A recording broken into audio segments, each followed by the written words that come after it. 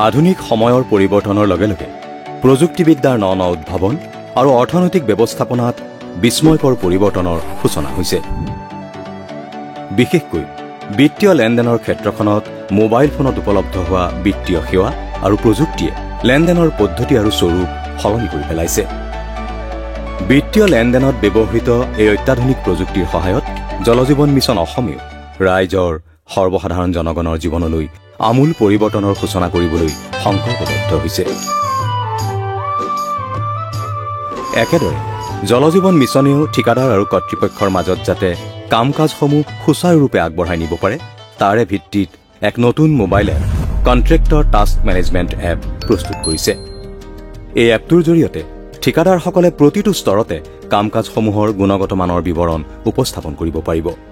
তাৰ লগতে বিভাগীয় কৰ্তৃপক্ষ ঠিকাদাৰসকলে কাম কাজৰ তত্বাৱধান কৰিবলৈ সক্ষম হ'ব।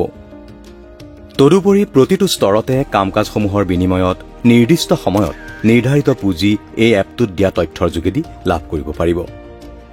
ইয়াৰ লগতে আগন্তুক দিনৰ বাবেও কামৰ খতিয়ানৰ তথ্যভিত্তিক সংৰক্ষণ কৰি ৰাখিব পৰা যাব। এইদৰে জলজীৱন মিছন অসমে স্বচ্ছতাৰ দিশত নতুন যুগৰ সূচনা কৰি দেশৰ ভিতৰতে অগ্ৰণী ভূমিকা পালন কৰিছে।